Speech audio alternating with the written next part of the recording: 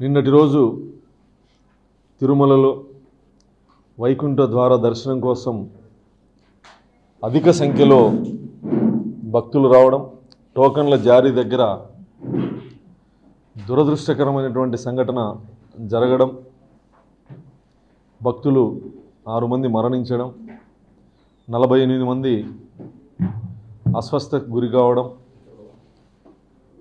ఇది చాలా దురదృష్టకరమైనటువంటి సంఘటన. మరణించినటువంటి కుటుంబాలకు ప్రగాఢ సానుభూతిని తెలియజేస్తూ ప్రభుత్వం, గౌరవ ముఖ్యమంత్రి చంద్రబాబు నాయుడు గారు మరణించిన కుటుంబాలకి 25 లక్షల రూపాయల ఎక్స్గ్రేషియా ప్రకటించడం జరిగింది. అదేవిధంగా క్షతగాత్రులని ప్రభుత్వమే పూర్తి బాధ్యత వహించి మెరుగైన వైద్యం కోసం ఎంత ఖర్చైనా ప్రభుత్వమే భరిస్తుందని చెప్పేసి బాధిత కుటుంబాలకి ఇప్పటికే గౌరవ మంత్రులు దాదాపు 8 మంది 9 మంది మంత్రులు గాయపడిన కుటుంబ సభ్యులతో మాట్లాడుతూ పరామర్శిస్తూ ఆ కుటుంబాలకి ధైర్యాన్ని ఇవ్వడం జరిగింది.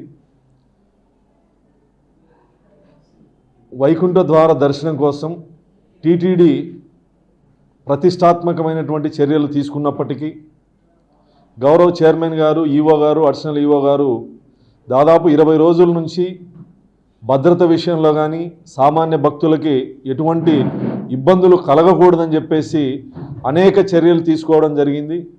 అయినా జరిగిన సంఘటన చాలా బాధాకరం, దురదృష్టకరం. జరిగిన సంఘటనలో కుట్ర కోణాన్ని కూడా ప్రభుత్వం దర్యాప్తు చేస్తూ ఉంది. సామాన్య భక్తులు, ఒక వృద్ధురాలు ఆయాసంతో ఇబ్బంది పడుతుంటే సిబ్బంది సహకరించి ఆమెను కాపాడే ప్రయత్నం చేస్తున్నటువంటి క్రమంలో కావాలనే కొంతమంది అరుపులతో తొక్కిసలాట జరగడానికి కారణమయ్యారనేది ఒక వాదన ఉంది. ఎవరు ఈ ప్రయత్నం చేశారనే ఉద్దేశంతో ప్రభుత్వం దర్యాప్తు కొనసాగిస్తూ ఉంది. ఖచ్చితంగా కుట్ర కోణాన్ని కూడా సీసీ ఫుటేజులు అన్ని అధికారులు పరిశీలించడం జరుగుతుంది. కుట్ర కోణాన్ని కూడా ఉంటే బహిర్గతం చేయడం జరుగుతుంది. వైకుంఠ ద్వార దర్శనం కోసం ప్రపంచంలో ఉన్నటువంటి శ్రీవారి భక్తులు, వెంకటేశ్వర స్వామి భక్తులు ఈ రోజు కోసం ఆ ద్వారం గుండా వెళ్ళి ఆ భగవంతుడిని దర్శించుకోవాలని చెప్పేసి కోట్ల మంది భక్తులకు ఉంటుంది. వాటిని దృష్టిలో పెట్టుకునే టీటీడీ తిరుపతిలో 9 కేంద్రాల్లో 9 ప్రాంతాల్లో 90 కేంద్రాలను ఏర్పాటు చేసి టోకన్లు జారీ చేసేందుకు ఏర్పాటు చేయడం జరిగింది. అదేవిధంగా తిరుమలలో కూడా ఏర్పాట్లు చేయడం జరిగింది. అయినా సరే ఈ సంఘటన జరగడం చాలా బాధాకరం.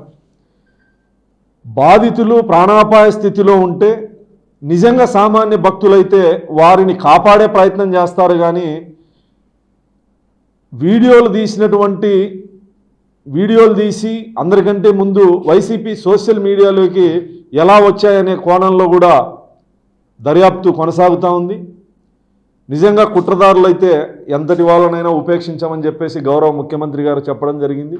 టీటీడీలో ముఖ్యమంత్రిగా చంద్రబాబు గారు బాధ్యతలు తీసుకున్నప్పటి నుంచి అనేక మార్పులు తీసుకొస్తూ సామాన్య భక్తులకి భగవంతుడి దర్శనం ఈజీ మార్గంగా చేయాలనే ఉద్దేశంతో అన్ని ఏర్పాట్లను చేయడం జరుగుతుంది. వైకుంఠ ద్వార దర్శనం కోసం కూడా సామాన్య భక్తులకి ప్రాధాన్యతను ఇవ్వాలనే ఉద్దేశంతోనే ప్రత్యేక దర్శనాలు కూడా రద్దు చేయడం జరిగింది. టీటీడీ సేవలు అన్నీ రద్దు చేయడం జరిగింది.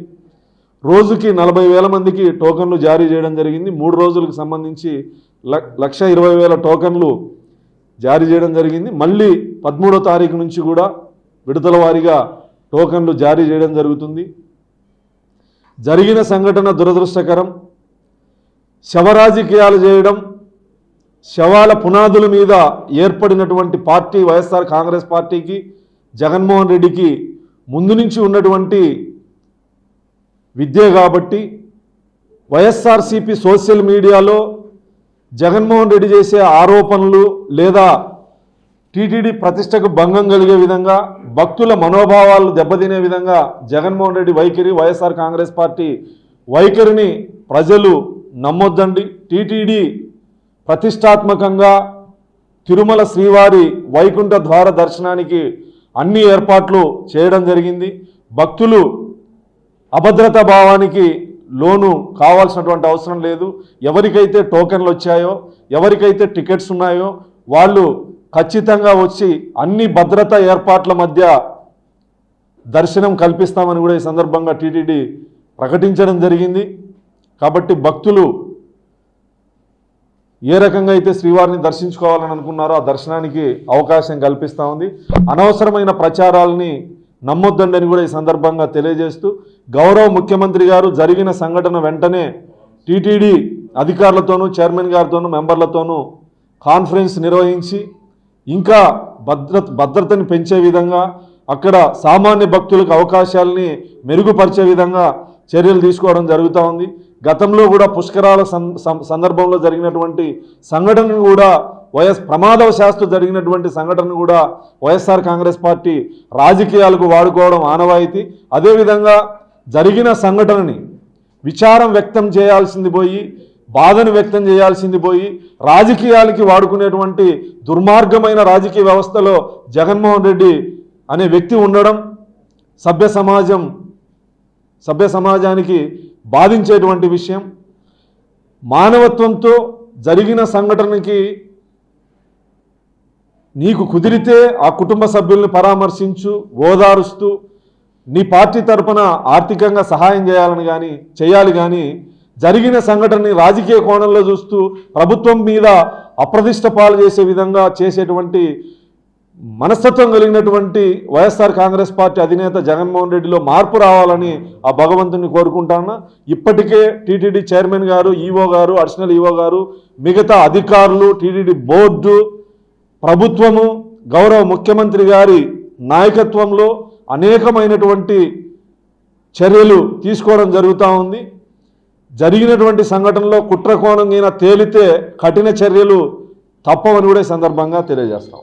ఈ సందర్భంగా అనంతపురంలో జరగాల్సినటువంటి ప్రముఖ హీరో నందమూరి బాలకృష్ణ గారి డాకు మహారాజ్ సినిమా ఫంక్షన్ని తిరుమలలో జరిగినటువంటి సంఘటన తర్వాత ఈ సభ నిర్వహించకూడదని బాలకృష్ణ గారు సినిమా యూనిట్ నిర్ణయించి లోకేష్ గారు ఇక్కడికి రావాల్సినటువంటి ముందే కార్యక్రమం ఏర్పాటు చేసినప్పటికీ లోకేష్ గారు తిరుమలకి వెళ్ళడం జరిగింది.